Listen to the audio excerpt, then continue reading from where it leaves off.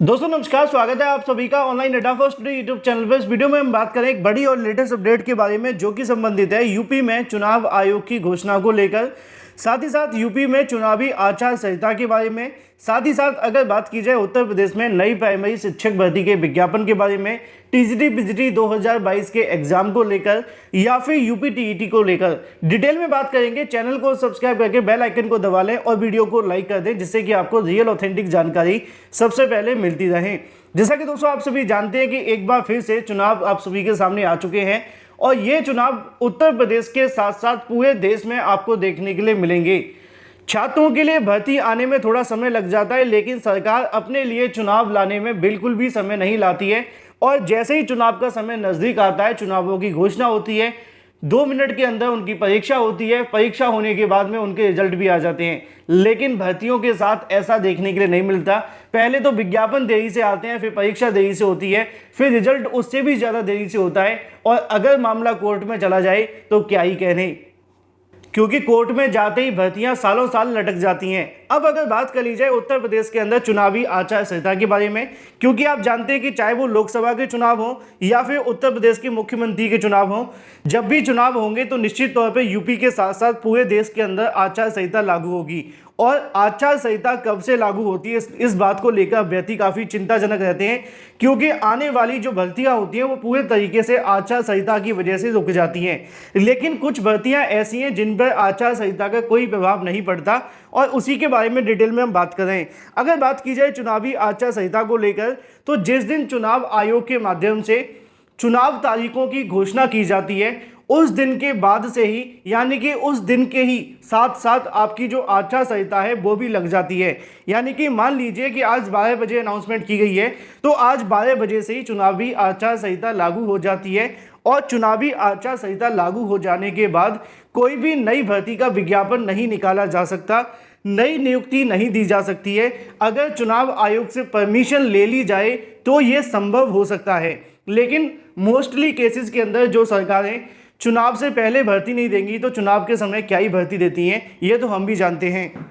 क्योंकि उत्तर प्रदेश में भी आप सभी ने देखा था कि जब विधानसभा के चुनाव थे 2022 के अंदर, उस समय भी सरकार के माध्यम से 17,000 पदों पर नई शिक्षक भर्ती को लेकर घोषणा की गई थी। सरकार ने कहा था कि 17,000 पदों को नई शिक्षक भर्ती के माध्यम से भरा जाएगा और 2022 के बाद आज 24 आ चुका है। विधानसभा चुनाव के बाद अब मुख्यमंत्री के चुनाव भी आ चुके हैं, लेकिन अभी तक ये 17,000 शिक्षक भर्ती ऐसे गायब हो गई जैसे कि गधे के सिर पे से सींग गायब हो जाते हैं। अब बात कर ली जाए कि अब उत्तर प्रदेश के अंदर चुनावी आचार संहिता कब से लागू हो रही है और वो कौन कौन सी भर्तियों पर प्रभावित है। अगर हम बात करें टीजीटी पीजीटी को लेकर, तो टीजीटी पीजीटी भर्ती के ऊपर आचार संहिता का कोई प्रभाव नहीं पड़ेगा, क्योंकि टीजीटी पीजीटी का विज्ञापन पहले निकाला गया है और इसकी बस परीक्षा करानी है। अगर चुनाव आयोग के समय पर मान लीजिए कि टीजीटी पीजीटी की तारीखें तय कर दी गई हैं, एक्स तारीख को ये परीक्षा होनी है और ये जो एक्स तारीख है वो आपके आचार संहिता के अंडर में आती है, तो हो सकता है कि चुनाव आयोग से परमिशन लेकर इस परीक्षा का आयोजन करा लिया जाए।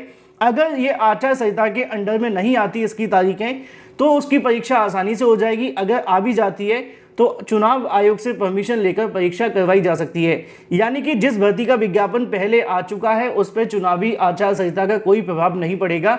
तो टीजीटी पीजीटी भर्ती इसके अंदर अभी पूरे तरीके से सेफ है।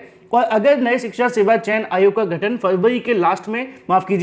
जनवरी के लास्ट में हो जाता है और नए आयोग और सदस्य पूरे तरीके से नई शिक्षा सेवा चयन आयोग में पहुंच जाते हैं तो वो इसकी परीक्षा करवा सकते हैं। अब वो कब करवाएंगे, क्या चुनावी आचार संहिता से पहले या उसके बीच में, ये डिपेंड करेगा उनके अध्यक्ष और सदस्यों के ऊपर।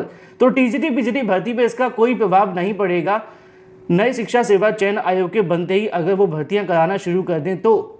लेकिन सवाल तो आपके मन में होगा कि चुनावी आचार संहिता कब से लागू होगी उत्तर प्रदेश के अंदर। एक न्यूज़ आप सभी के सामने वायरल हो रही थी, इसकी कितनी सच्चाई है इसको लेकर थोड़ी सी बात कर लेते हैं। पहले इस पर क्रॉस लगा देते हैं और फिर उस मुद्दे पर बात करते हैं। भास्कर वैसे बहुत सारी जानकारी जो देता है वो फेक ही देखने के लिए मिलती हैं और हाल ही में आपने देखा होगा बिहार लोक सेवा आयोग यानी कि बीपीएससी के माध्यम से भास्कर के एडिटर के ऊपर केस कर दिया गया, क्योंकि इनके माध्यम से अपने न्यूज़पेपर में दी जाने वाली जानकारी संभावित तौर पर दे दी जाती है और जब वो जानकारी सही नहीं निकलती है तो इसको लेकर अभ्यर्थी परेशान हो गए थे। तो बीपीएससी ने एक केस फाइल कर दिया था, जाकर के आप ऑफिशियल नोटिफिकेशन डाउनलोड कर लेना बीपीएससी की ऑफिशियल वेबसाइट से। अब बात यह है कि यहाँ पे लिखा हुआ है कि फरवरी के अंत में चुनाव आयोग की घोषणा, अप्रैल में ही मतदान के तीसरे चरण। बताया ये जा रहा है कि जो चुनाव की घोषणा देखने के लिए मिलेगी, इसको लेकर अभी कोई तारीखें तय नहीं हुई है। यहाँ पे बेशक लिखा हुआ है कि फरवरी के अंत में चुनाव की घोषणा हो जाएगी, लेकिन ये जानकारी अभी पूरे तरीके से ऑफिशियल नहीं है। बताया गया है कि लोकसभा चुनाव के विषय में चुनाव आयोग 11 से लेकर 22 जनवरी को सभी राज्यों के निर्वाचन अधिकारियों के साथ बैठक करेगा। उस बैठक के बाद ये डिसाइड होगा कि कब चुनाव की घोषणा करनी है और कब तक ये चुनावी आचार संहिता लागू होगी। यानी कि अभी ये पूरे तरीके से संभावित है और हो भी सकता है कि 15 मार्च तक ये प्रोसेस और आगे बढ़ जाए। यानी कि 15 मार्च तक चुनावी आचार संहिता लगने की उम्मीद है, अभी के लिए तो कम है। अगर चुनाव आयोग की माने तो उनका कहना यह है कि अभी तक इस मुद्दे पर उन्होंने कोई डिसीजन नहीं लिया है कि वो कब प्रेस कॉन्फ्रेंस करेंगे चुनावी तारीखों को लेकर। तो ये जानकारी पूरे तरीके से सोशल मीडिया पर वायरल तो हो रही है, लेकिन ये संभावित है, ओरिजिनल नहीं।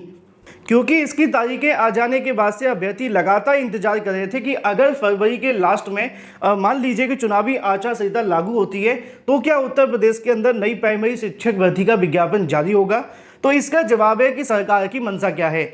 मान लीजिए कि नई शिक्षा सेवा चयन आयोग का गठन इसी महीने के लास्ट में या फरवरी की स्टार्टिंग में हो जाता है, तब भी सरकार के पास में 20 से 25 दिन का समय होगा। वो नई शिक्षा सेवा चयन आयोग के माध्यम से इस भर्ती का विज्ञापन निकाल सकते हैं, चाहे वो 17,000 पे निकालें या 51,000 पे निकालें।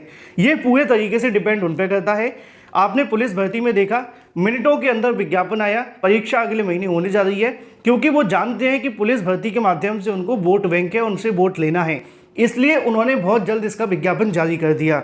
तो सरकार अगर चाहे तो नई प्राइमरी शिक्षक भर्ती का विज्ञापन फरवरी में जारी कर सकती है, लेकिन एक ही शर्त पर होगा कि यूपीटीईटी का आयोजन न किया जाए।